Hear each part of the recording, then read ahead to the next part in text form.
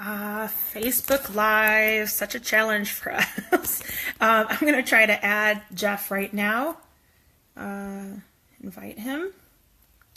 He's had a lot of problems. His Facebook app crashed on his computer, and then he got his tablet going and got Facebook loaded on there, and also had problems with that as well. So we're going to see if I can add him now on this page. We had a practice group that Kimberly, Jeff, and I were trying out, and for some reason we just could not get Jeff on for anything. I mean, it's like Facebook was like, sorry, the two of you are not doing this. So if we can't figure out how to make the two of us work like this, maybe what we'll do is Kimberly can ask the questions that were directed towards me, and you all that are on here and have questions from me can answer them.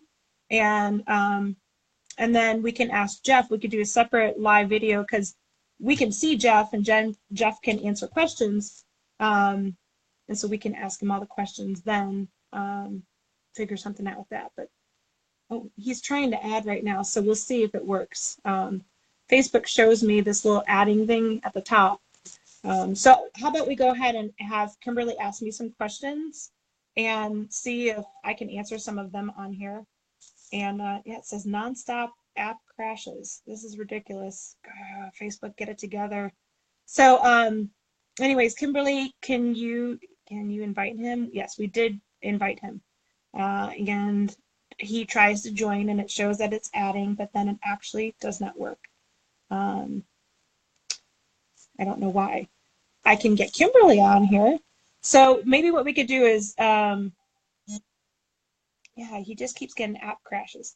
So what we'll do is we'll have Kimberly ask me a few questions, and then I'll answer them, and then we'll get Kimberly to ask Jeff some questions, and he could do a live stream on his page, and I can get everybody directed over there so you can ask him questions and that you have for him. So we'll kind of do like a half and half kind of thing if everybody's okay with that. Okay, so the one question I have is, how do you both prepare for a character of a book? Okay, well, what I do is I try to think of where that character came from, what their backstory was. You know, what kind of kid were they in school? Were they smart? Were they geeky? Were they sporty? Do they have lots of friends? No friends? I try to look for a picture of somebody online, like a celebrity or something that resembles who I see in my head. And then I think about what I want, what kind of growth I want that character to have, and then what kind of events can impact that and help push that along. And I think a lot of my writing is very character driven. I really enjoy stories that have deep, rich characters that experience a lot of growth. And so I really try to flesh out my characters when I'm writing a book. So hopefully that answered Jackie's question. Feel free, by the way, you can just write comments, like comment on these things, and it'll come up. It's kind of delayed, so type it on there, and I'll try to answer them. And Kimberly has some questions that some people had kind of posted elsewhere. Who's your favorite character that you have ever written?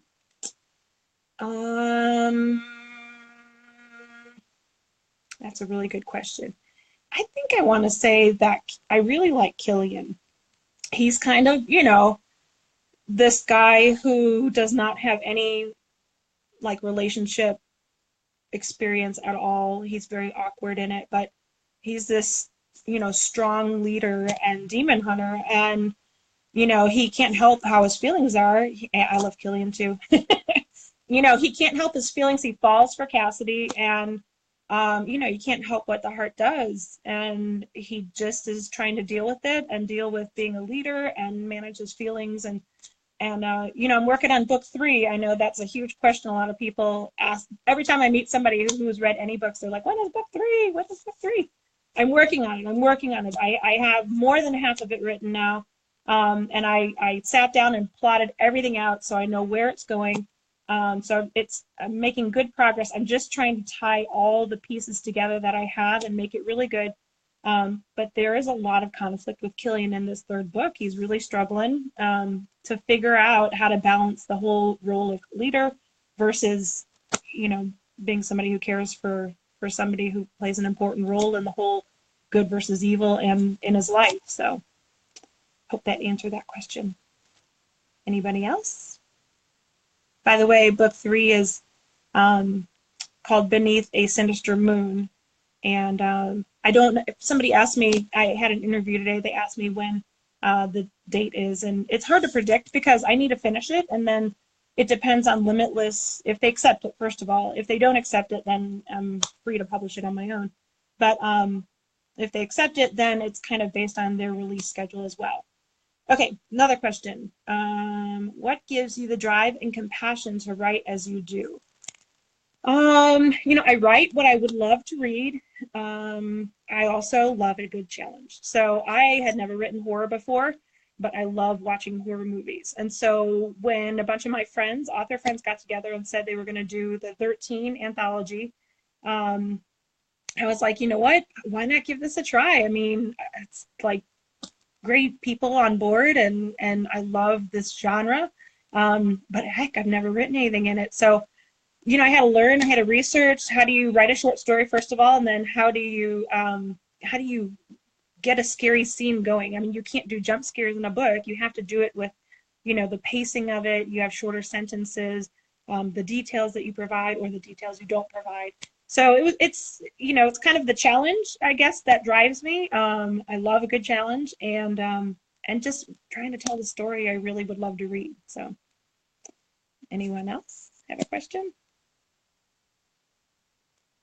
By the way, when I'm not writing, I am busy running kids around to doctor's appointments and volunteering at the school and doing things like that, helping out wherever I can. So I try to stay busy. I also watch my niece and nephews a couple days a week to help out with them too. So, okay, let's see. Do I like eggs? I do like eggs. And I like my eggs both. I like scrambled eggs with a little bit of cheese and lots of ketchup on them. And I like my eggs over easy or even over hard, I guess you can do it, with lots of ketchup. Scrambled, yeah, scrambled's good. I like scrambled.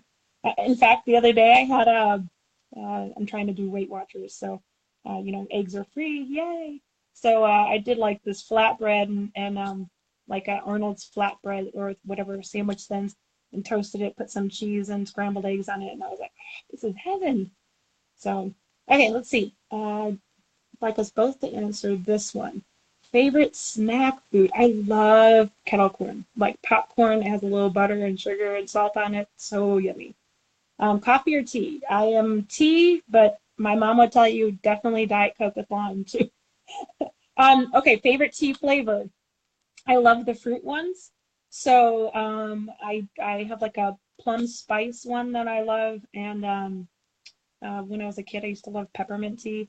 But tea, I love any kind of tea really. I'm allergic to cinnamon, so I have to stay away from that. But everything else, bring it on. Ketchup on eggs. Ew. Hey, don't knock it unless you try it. My niece did not like some foods, and I'm like, you gotta try it with ketchup, and she loves it now. So, like grilled cheese, I dip the grilled cheese in the ketchup. Mac and cheese, gotta put some. Try it. That's all I gotta say. Try it. Okay. Let's see. Madeline would like to know, what is your favorite animal or bird? I love my cockatiels.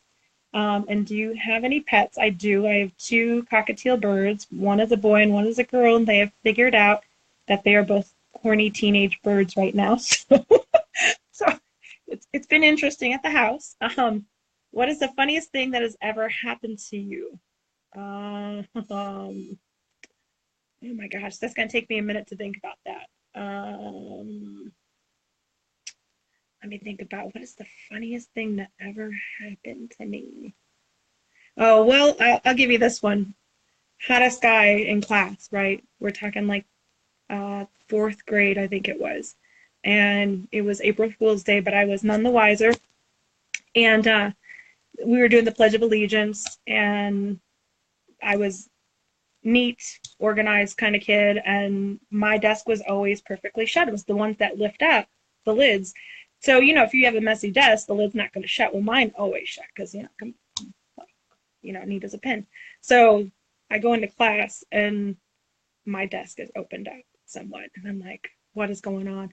Everybody's saying the Pledge of Allegiance. I don't know why I was late that day, but saying the Pledge of Allegiance, and I open it up, and there's this giant rubber spider, and everybody knew I was like petrified of spiders. And you just hear, I pledge allegiance to the ah scream. Everybody could hear it on the hall, and it turns out it was the hottest guy. So I quickly forgave him because it's the hottest guy. So but yeah, that was good memory there.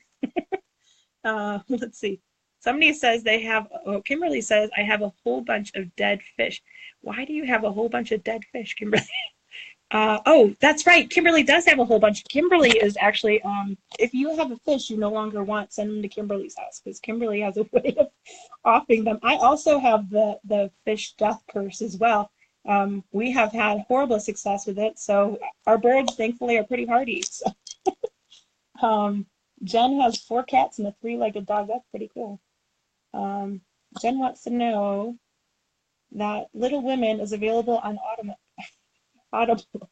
Okay, so I need to listen to Little Women because I've never read the book, and I think she was shocked when I told her that I've never read or heard Little Women before. So I think she wants me to get that. Something tells me for my birthday or next Christmas I might be getting Little Women. So. Okay, any other questions for me before we head over to Jeff and see if we can get Jeff going with some questions? Let's see, the people would like to know if we can expect any fire NATOs coming up in any future titles, and if so, who will be wielding them? Well, so in Cross, right, Cross is coming out, and Cross has some, there is a tornado in there, but it's not a fire-wielding tornado. It is ice and fire ability turned into a tornado. And Jeff pulls it off quite nicely in his audio of it. I was really impressed. I had never done Audible before, and I really, really was impressed with Jeff's performance. He had to play all the characters.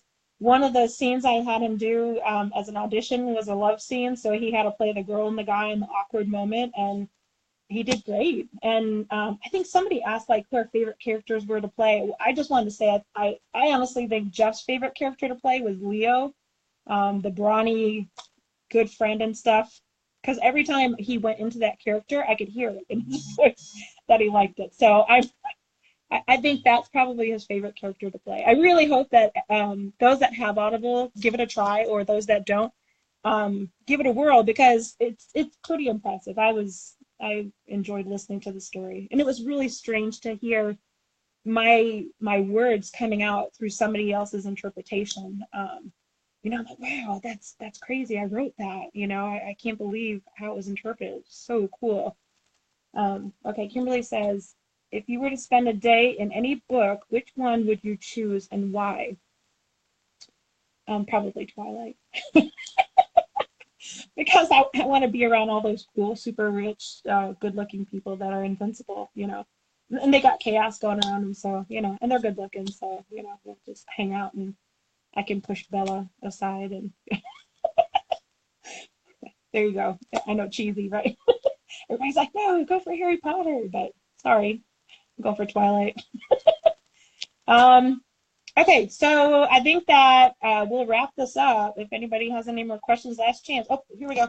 Last question for both of us. Can you give us a sneak peek of any upcoming titles? Yes. Okay. So I have an anthology coming out soon with Limitless called Carnival of Fear, and I have a story called Roll Up in there. And so it's got lots of carnival and horror, amusement park kind of things and stuffed clowns, all that creepy stuff. That's coming out, I think, April. And then I was just approached by Southern Owl Publications to do a Midnight Oil deceit kind of anthology with them. I've never worked with them before, so I figure why not give it a try.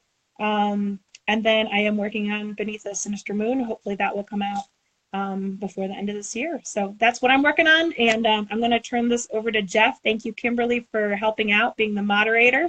And you guys ask Jeff what he does for other things in his life, because this guy, he's pretty interesting. I Facebook stalked him, and he's got a pretty cool life. So check him out, find out what he does and how he got into all this, and I'm going to leave a link to how to get over to his page, and hopefully we can get Jeff going live, and maybe Kimberly can ask the questions to him then.